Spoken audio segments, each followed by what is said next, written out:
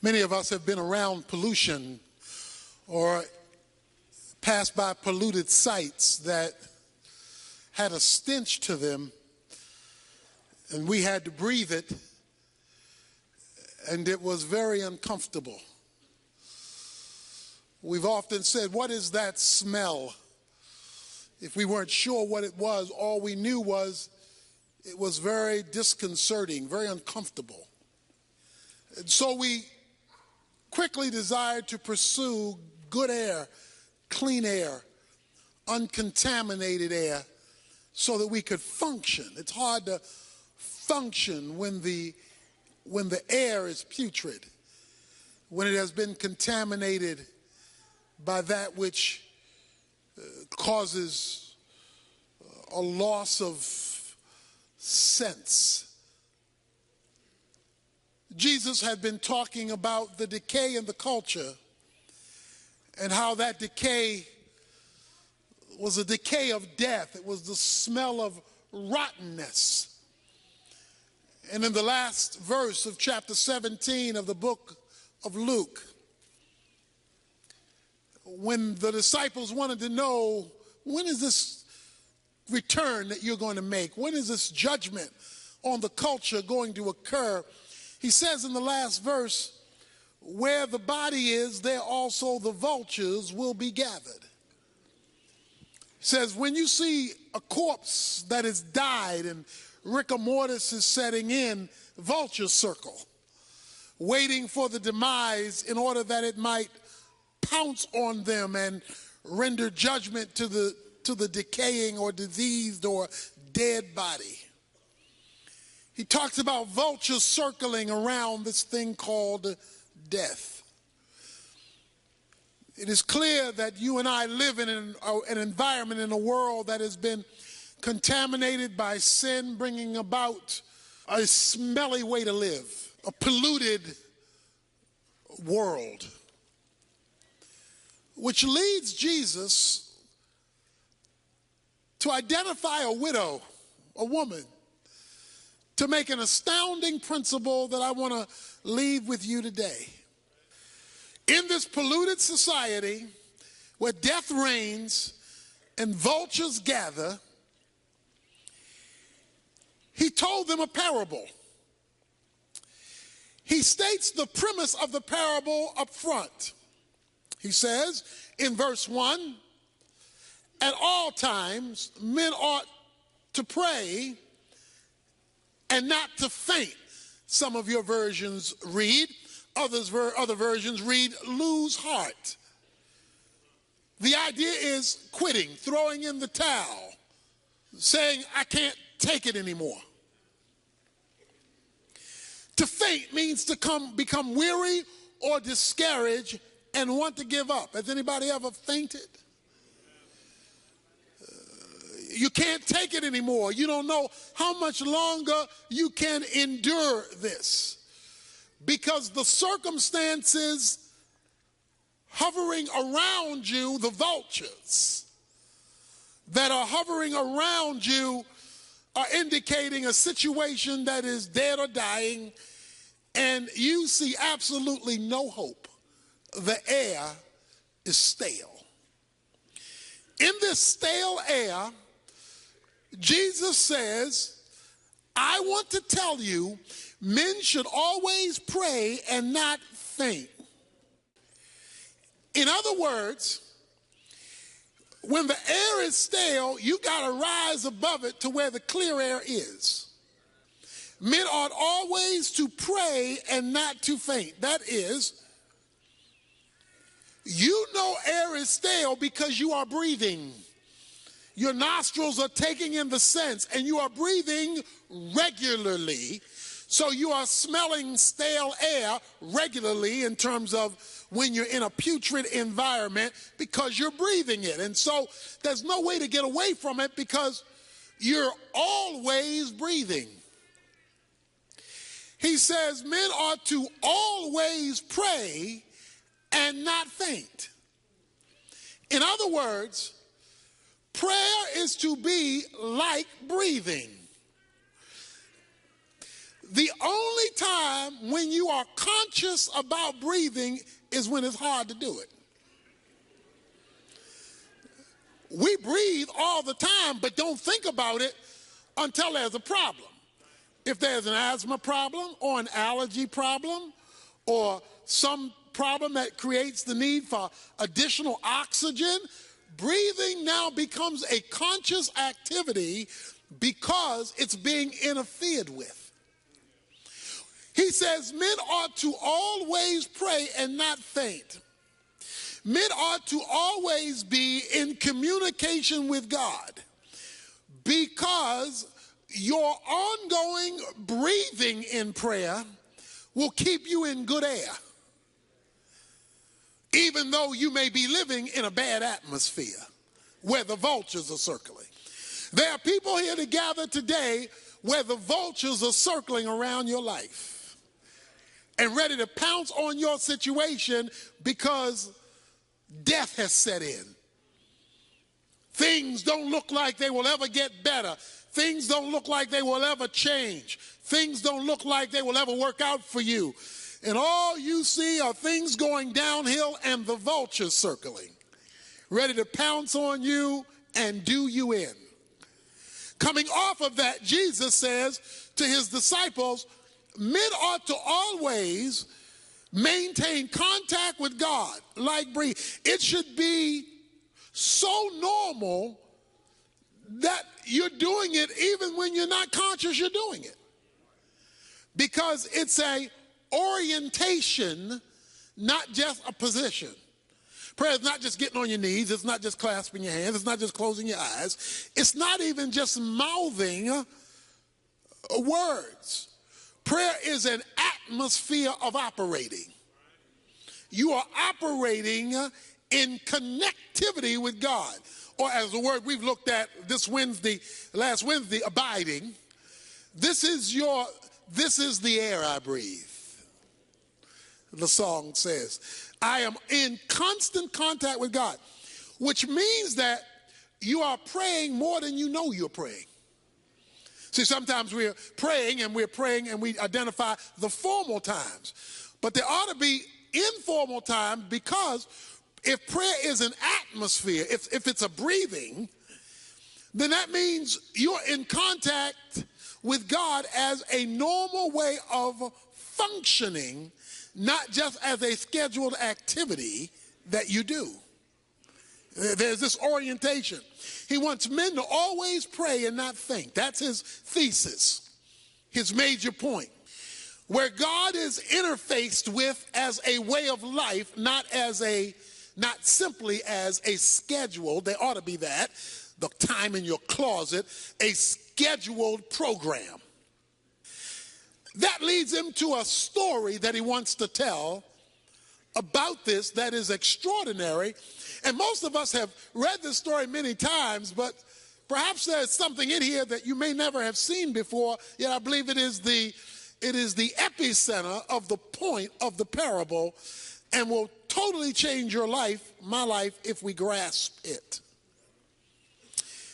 In a certain city, we're told, there is a judge who does not fear God nor men. In other words, he doesn't care what God thinks, and he doesn't care what people say, because he is the judge. During biblical times, it was a lot like Western times, when there would be the circuit judges, and the Western towns would wait for the judges to come to hold trials, and the judges would go from town to town to town, and they would hold the criminals in the town jail until the judge came to render a verdict. So they were circuit judges.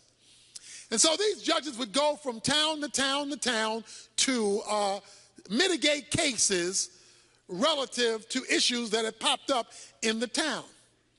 So there is this judge, but we're told something about the judge, that the judge is an unrighteous judge. In other words, he does not operate legally. He does not operate according to the rules. He makes up the rules as he goes, and he doesn't care what God thinks or what rules men have passed. He's going to do his own thing. Judges like this were easy for bribes. The wealthy could always be set free because the wealthy could buy their way out of their problems. And since he wasn't righteous, he could easily be bribed. So we're told that there is this judge. He's going to render judgment, but he's not going to do it righteously. So that's the man. And he doesn't care what God thinks. He doesn't care what man says. There is also a widow in the story. There's a woman. She's been married. Most likely they're children. We don't know that for sure. But we know that her husband has died. Now, when Jesus tells the story, he picks the weakest scenario he can pick. Because in the Bible, the lowest of the low are the orphans and the widows.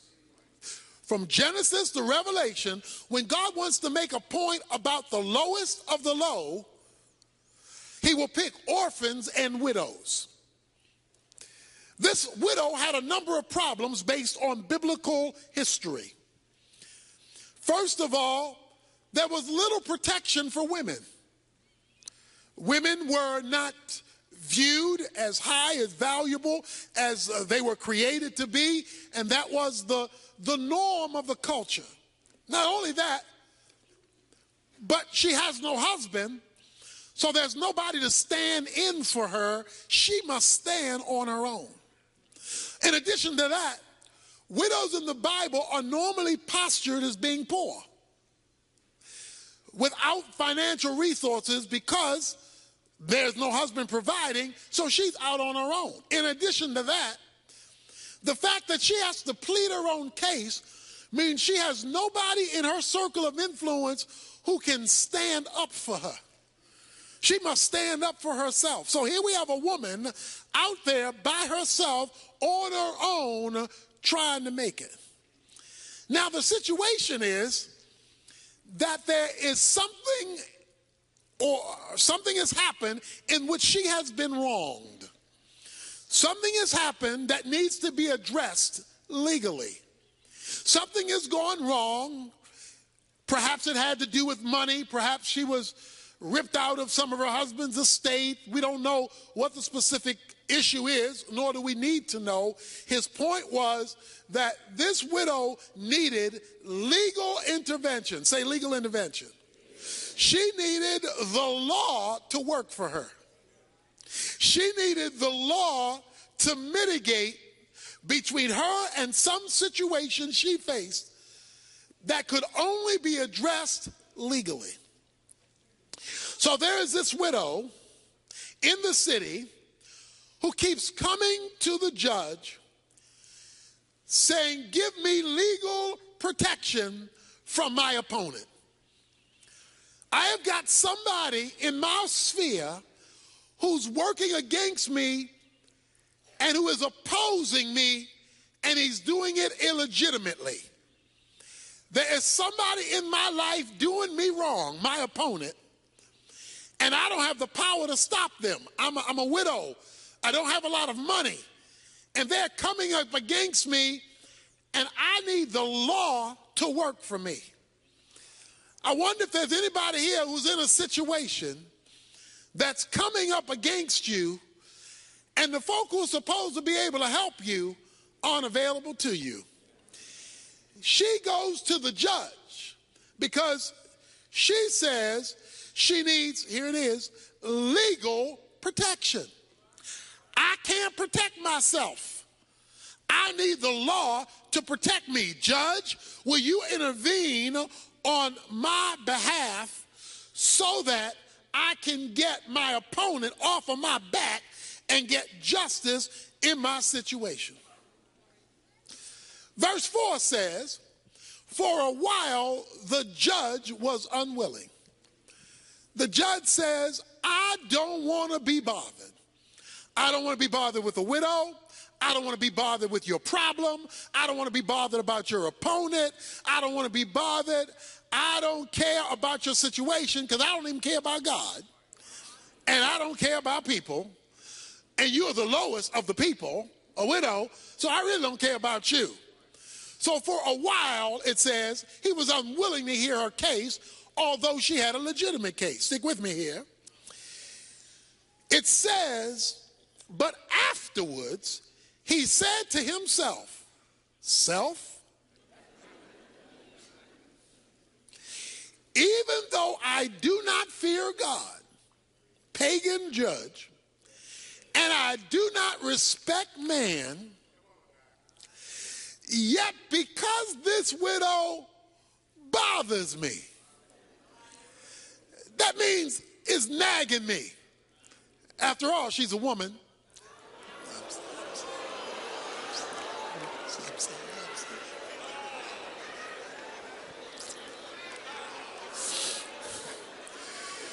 Let's give the benediction.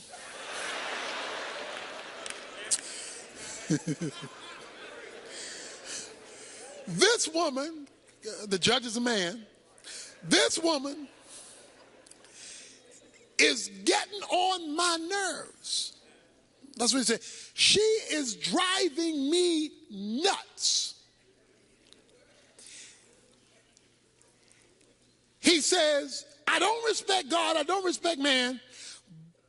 I will give her legal protection. Say legal protection. According to verse 3, she was seeking legal protection. Say legal protection. Okay, keep that in mind. I'm going somewhere. Even though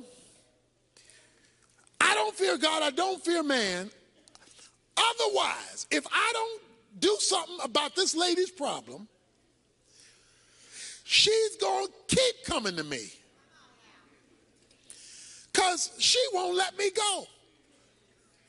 Every time I show up, she shows up. Every time I have another person's case, she brings up her case. This woman won't let me go. She won't get off my back. And if she keeps coming, watch this, she will wear me out. Anybody here ever been worn out by a woman? I hope you're sitting by yourself, mister. Brother, just raise his hand like that. He says, this woman is going to wear me out. The Greek word wear me out literally is rendered, give me a black eye. Give me a black eye. The issue was not that she was going to punch him out. To give a black eye meant to ruin my reputation. To give a black eye means to ruin the person's reputation. He says, if this woman keeps coming, she's going to ruin my name. So this is what the woman was doing. In order to ruin his name, that meant she would have to be telling other people about the unjust judge. Because to ruin somebody's reputation, you're ruining their reputation among others. So evidently, this woman would show up at a court scene and say, this judge is not right. He ain't right. I've been having a problem and he won't get my problem. He's not right. She said, he knows he's not right. He's an unrighteous judge. He doesn't care about God nor man. He doesn't want everybody to know he's not right. He just wants he to know he's not right. And if this woman keeps coming, it's going to be clear to everybody I'm not right. And I don't want to look not right to everybody. So to get this woman off my back, to get her out of my grill, to get her off of me, what I am going to do is I am going to give her legal protection. Say legal protection. I am going to address her situation so that I can get her off my back, so that I can save my reputation. Let me say that again now. I'm going to get her off my back so that I can save my reputation. I need to say that one more time.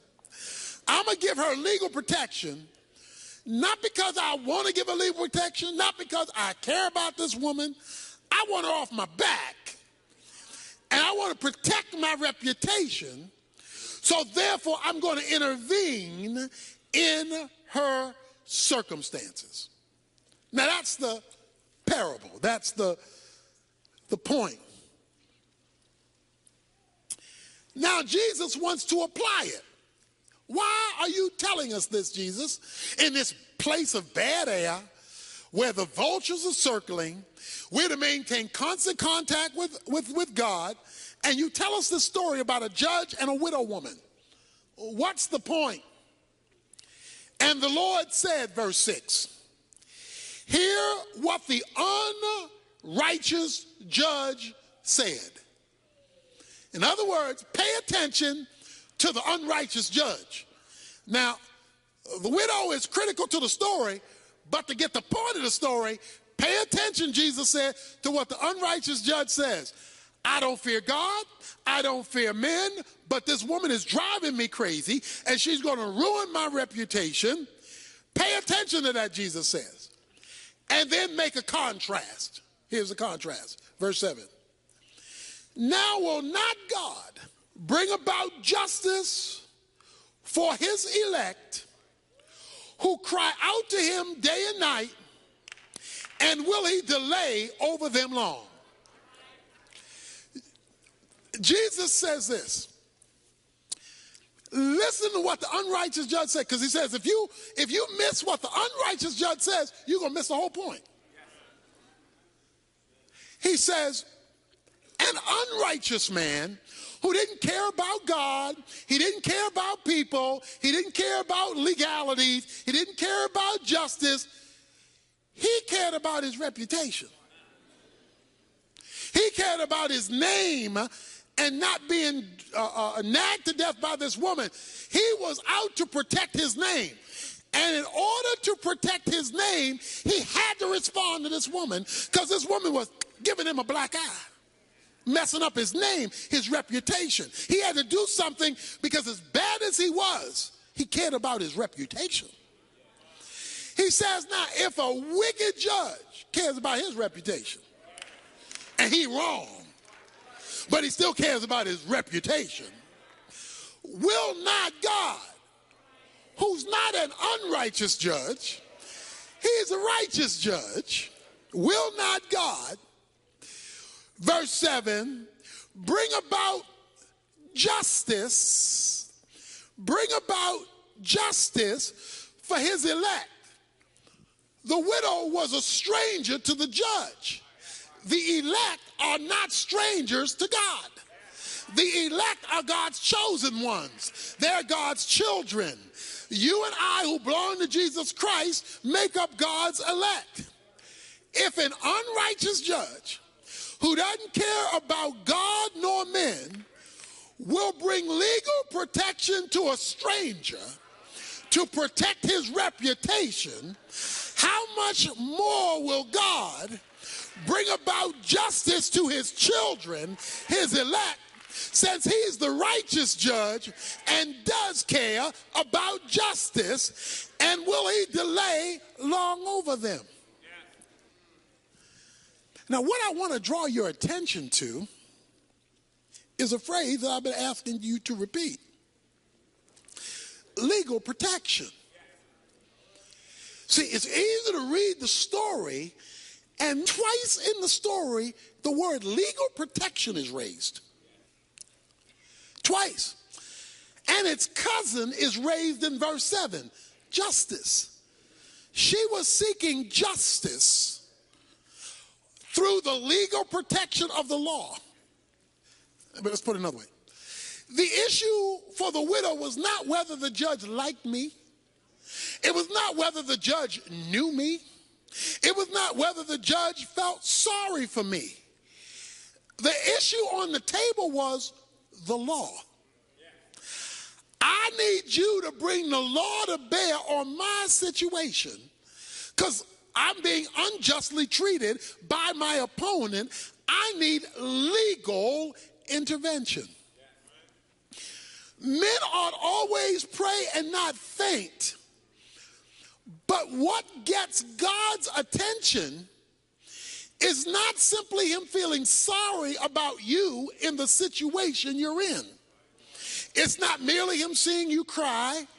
It's not merely him seeing you're depressed. What brings heaven down to earth in the vulturous situation you may be facing is calling down your legal right. The issue was your legal right. See, what the woman had, she did not have the judge on her side. She had the law on her side. And even though the judge didn't care about the woman, she kept bringing up, but the law says. And when she brought up the legal thing, he had to deal with that, because for him not to address the law was to kill his reputation, because the judge was obligated to the law. Now, let me explain what I'm trying to say here today. What I'm trying to say here is that God, who cares about us, we're part of the elect, who's righteous, has concern about his law. That is, God has obligated himself to his own word. God has obligated himself to what God has said himself. God is tethered to his own law. God can't do what the unrighteous judge was trying to do, because God by nature is righteousness. Righteousness is the divine standard, so God is tethered to his own standard. So God is always going to operate in concert with his own law. Now, the woman calls for legal protection, watch this now, because she knew she had the right to it.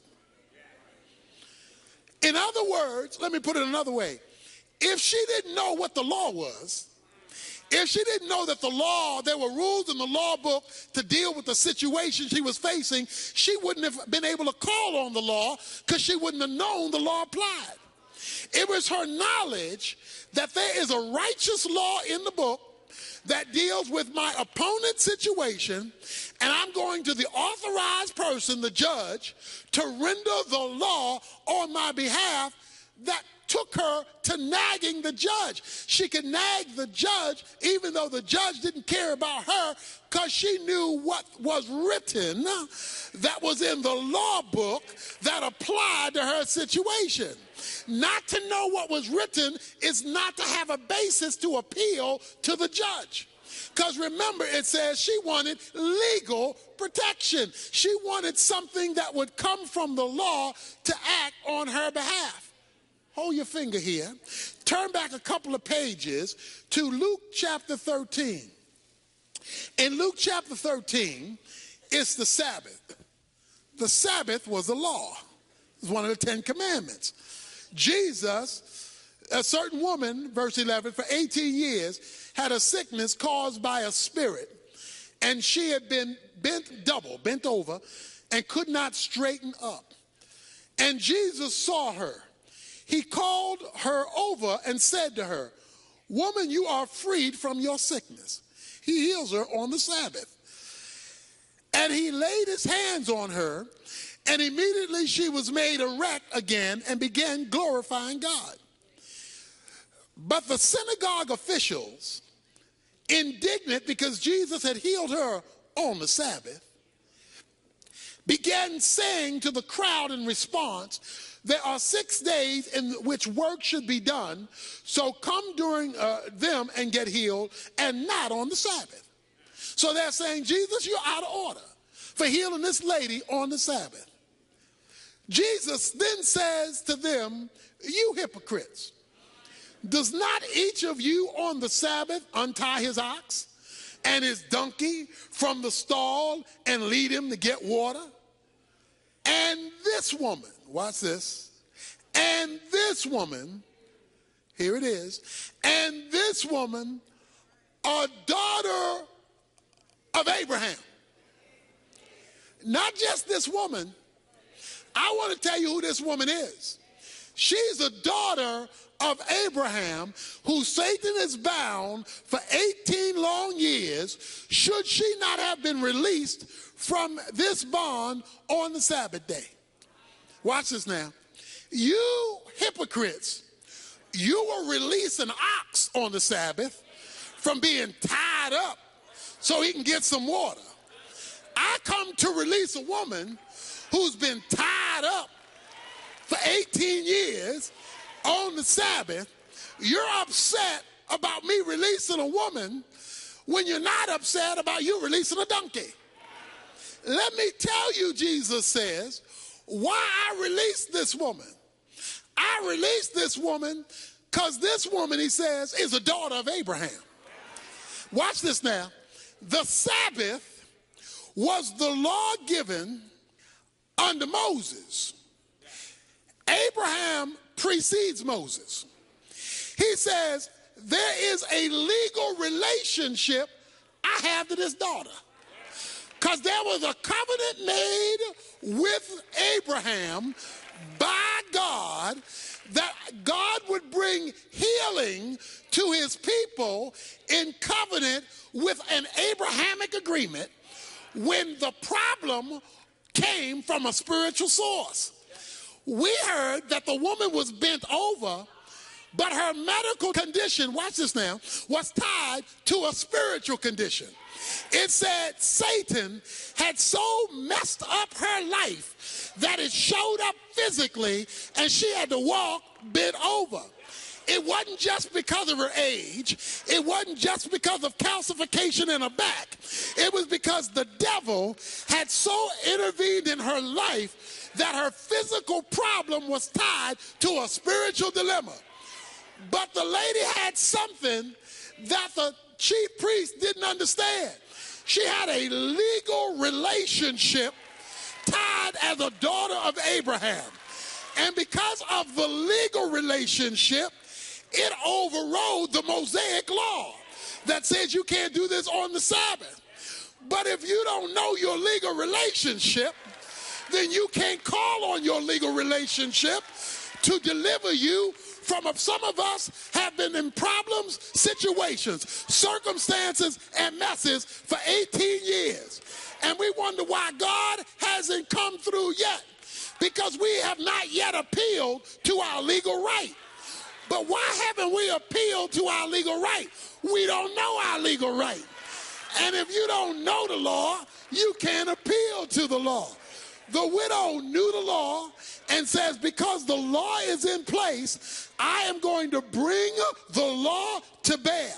If an unrighteous judge will submit to the law, even though he doesn't have regard for God and regard for man, how much more will a righteous God who is committed to the law appeal to the legal cause of his people? We get and we pray, but what we don't do is pray legally. In other words, we don't make God have to appeal to his own law. We come with generalities and vague things that have nothing to do with nothing. Bless my day, bless my family, bless my food, bless my situation, bless me as I drive, bless me as I ride. Those are cutesies. He says, when you've been jacked up for 18 years, when life has just messed you up, when you're like the widow and you have no place to turn, you need to know your rights. Everybody in here is an American citizen. You need to know your rights. If somebody wants to search your house and doesn't have a court-ordered right to come in there, you need to know your rights. You need to know your rights, that you have a right to a lawyer if you are arrested. You need to know your rights, because if you don't know your rights and a policeman arrests you who doesn't fear God and doesn't fear man, he could jack you up if you don't know your rights. But when you know your rights, then you can call with authority on that which you deserve because of your legal status. He says men ought to pray, but not in some vague way. The best way to pray is to call God to have to respond to his own word, to call God to have to respond to his own truth, God, and see, the best way to pray is, God, here, let me show you, God. This is what you said. You said this. Let me read it to you, God. You said this. In case you forgot, God, you said this. I don't know if you read it lately, God, but you said this. You wrote this. So I'm talking to you about what you said. You say, well, what difference will that make? He tells you at the last verse, verse 8, I tell you that he will bring about justice for them quickly. However, when the Son of Man comes, will he find faith on the earth? He says, some of us have been waiting a lot longer than we should be waiting. Some of us have been struggling a lot longer than we should be struggling. Why? Because we'll talk to God about stuff, but we will not call on God in terms of his law, in terms of what he has written. And God is committed first and foremost, not to your feelings, not to your circumstance. He's first and foremost committed to his rules, his regulations, his guidelines, and his law. That's why, I love this too. The woman came and she verbally, publicly rendered out what the judge was supposed to be doing, because he's concerned about his reputation. So she is, watch this now, here's the word, decreeing what should be done. What does Mark 11 say? He says, if you will say to this mountain, a mountain in the Bible is an impossible situation to climb over. That's what a mountain means. It's a circumstance you can't get over. It's a hump you can't get over. It's a situation you can't fix. It's a problem you can't solve. It's a situation that you can't change. That's a mountain. He says, if you will say to this mountain, speak it. See, decree your deliverance. But before he said speak it, a couple of verses before then he says, is it not written? So before he says speak it, you don't just go up to a situation and say, go, bye-bye, gone, disappear, hocus pocus. No, It says before, is it not written? And when Jesus says, is it not written? Then he comes and says, you can speak to this mountain. So here's what you're supposed to do. You're supposed to look at your situation, look at your opponent, look at your mountain, look at your bent over situation, then find out what God says about your situation, says about your mountain, says about your bent over situation. Then you're supposed to speak to your mountain, speak to your situation, speak to your scenario, and tell the situation what God said. Tell the person what God said. Speak to it in the name of the law. And will not God move swiftly? Verse 8 says, won't he show up quick? Won't he come out of nowhere? Won't he show up in a way you never expected? If he can get you to function legally with him, to function based on his revelation, not just based on how you feel, not just based on the fact you're sad, not just based on the fact that, I've been in this a long time. You could be in it for another 18 years, unless you remember you're a daughter of Abraham and that you have legal rights to be picked up when the devil has bent you over. He says, men ought to always pray like this. Men ought to always talk to God like this. And he says, and when you relate to God like this, you will see him move swiftly. That means, swiftly means all of a sudden. Swiftly means out of nowhere. Swiftly means, where did that come from? That's what swiftly means. For the Bible says in Isaiah 46 that God will establish his purposes. The Bible says in Job chapter 22 verse 28, decree what God is to do and so that God can get it done. So you ought to speak to your situation, but in the name of God, not your words. You ought to speak his words into the situation, because God is not bound to what you think. He's not bound to what other folk think. He's not bound to how you feel. He's not bound to how other folk feel. He's not bound to what you've been raised to believe or what other people think you ought to believe. He's not bound to your mama. He's not bound to your daddy. He's not bound to your friends. He's not bound to your coworker. He's not bound to your supervisor. He's not bound to your neighbor. He's not bound bound to your governor. He's not bound to your president. He's bound to his own word. And that's the only thing that he will commit himself to. Somebody ought to be willing to pray now. Somebody ought to be willing to call on him now, day and night, night and day. You ought to get up and say, that's what you said. You ought to go to bed and say, that's what you said. I'm holding you to what you said. And he said, if he can see that you're appealing to his law day and night, out of nowhere, you will see divine intervention. Let's stand.